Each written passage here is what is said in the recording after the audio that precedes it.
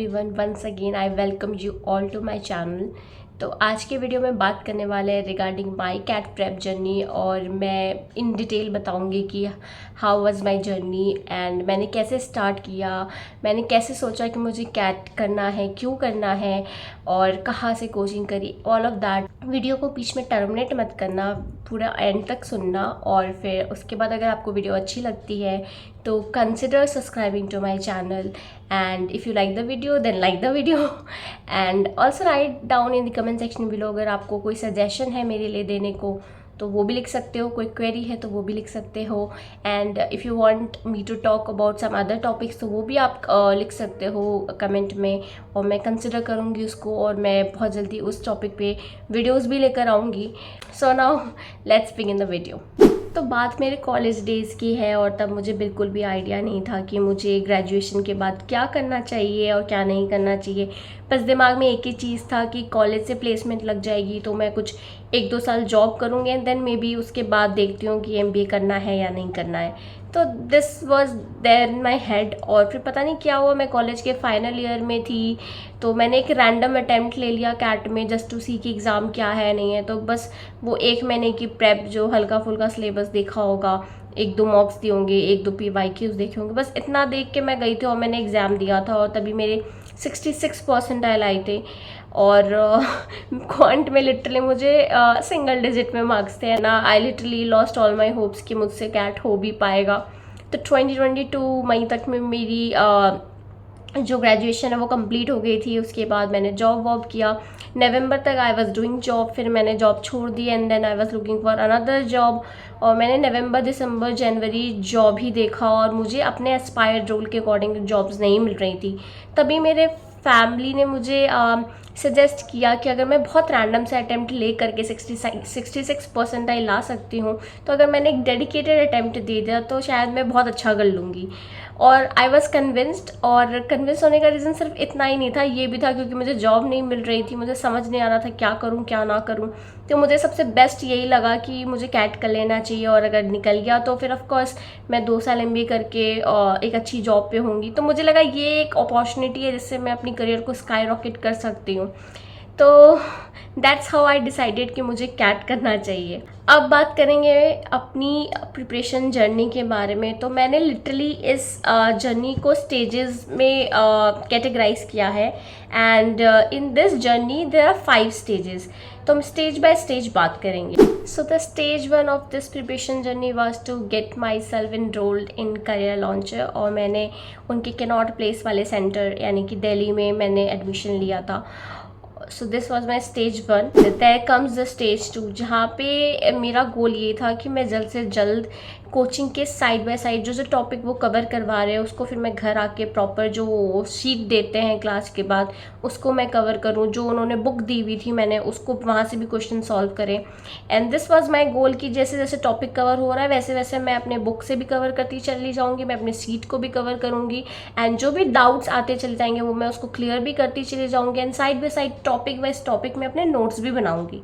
So that was the stage 2 of my preparation. अब बात करते हैं स्टेज 3 की, जो कि मई से शुरू होती है। तो मई में बेसिकली मॉक्स शुरू हो गए थे, एंड उस टाइम पे फ्रिक्वेंसी बहुत कम थी, लाइक शायद महीने में 2 या 3 मॉक्स ही हुआ करते थे। तो उस टाइम पे क्योंकि मॉक देना शुरू किया था, एंड सच कहूँ तो स्टार्टिंग में नहीं समझ में आता कि मॉक को एनालाइज कैसे करना है, मॉक का इतना क्या एडवांटेज है, कैसे उसके बेनिफिट्स को रीप किया जाए। बाय द टाइम जो मई जून का टाइम था, जो मैंने कुछ 4-5 मॉक्स दिए होंगे, थ्रू आउट द मॉक्स मैंने ये समझ लिया कि मॉक देने से पहले एक रिवीजन तो बहुत ज़्यादा ही रिक्वायर्ड है, क्योंकि इतने सारे टॉपिक्स पाइल अप हो चुके हैं, एंड आप रिवाइज नहीं करोगे तो मॉक में परफॉर्म कैसे करोगे, right.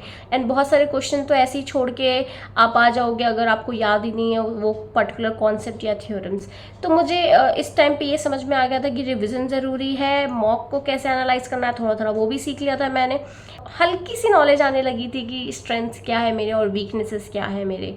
In terms of topic. तो अब बात करेंगे stage 4 of the preparation which starts from August onwards.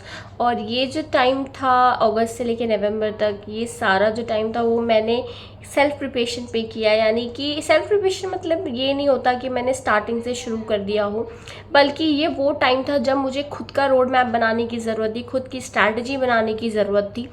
तो मैंने इस टाइम को फुल्ली यूटिलाइज़ किया है और इसके लिए मैंने सबसे पहले एक रूटीन बनाया, अपने लिए कैलेंडर बनाया, जिसमें मैंने जब जब मेरे मॉक स्केड्यूल थे मैंने उसको नोट डाउन किया कि इस पर्टिकुलर दिन मुझे मॉक लेना है। एंड बाय द वे मैंने 2 डिफरेंट कोचिंग से मॉक खरीदी थी।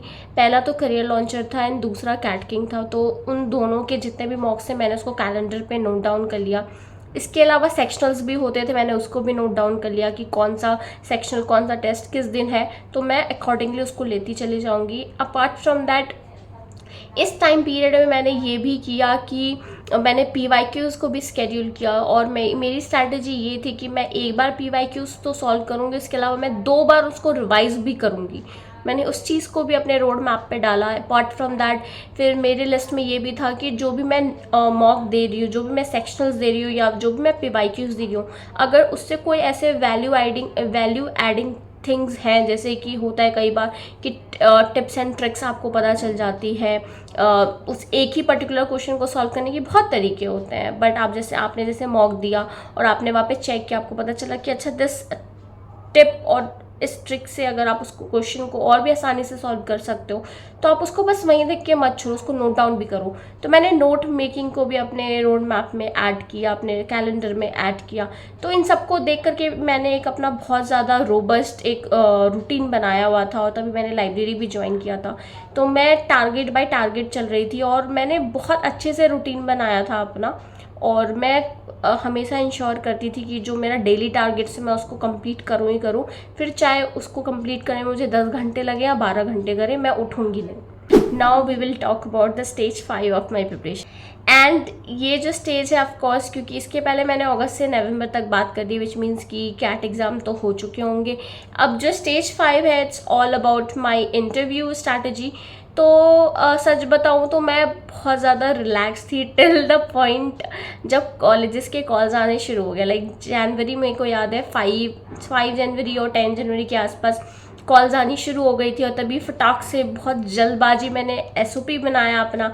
SOP बनाते ही आपको बेसिकली खुद के बारे में बहुत अच्छे से पता चल जाता है, योर स्ट्रेंथ्स, योर वीकनेसेस, आपकी क्या अचीवमेंट्स, आपके को करिकुलर एक्टिविटीज़। तो फर्दर मोर ये आपको इंटरव्यू प्रेप के लिए बहुत ज़्यादा हेल्प करता है, क्योंकि आपके पास खुद की एक रेज्यूमे सॉर्ट ऑफ बोल दो वो आपके सामने। एंड देन फिर वहाँ से आप देखो कि क्या क्या क्वेश्चंस बन सकते हैं। अगर फॉर एग्जांपल अगर मैंने कोई को करिकुलर एक्टिविटी मेंशन की है, तो मैं उसके बारे में बहुत अच्छे से पढ़ लूँगी कि कल को कोई मुझसे पूछे तो मैं उसको एक्सप्लेन कर पा रही हूँ। ठीक है, फिर मैं कहाँ से बिलोंग करती हूँ, मैंने उसके बारे में अच्छे से पढ़ा। तो ये सारी चीज़ें मैंने अपने प्रोफाइल रिलेटेड सारी चीज़ें पढ़ी, खुद से प्रिपेयर किया। अलॉन्ग विद दैट मुझे इंस्टीट्यूट से पूरा गाइडेंस था, तो उन्होंने मुझे बताया कि मुझे पास्ट 1 ईयर के जितने भी हॉट एंड इम्पॉर्टेंट टॉपिक्स हैं मुझे उसको कवर कर लेना चाहिए। अपार्ट फ्रॉम दैट मैं न्यूज़पेपर रीडिंग भी डेली कर रही थी।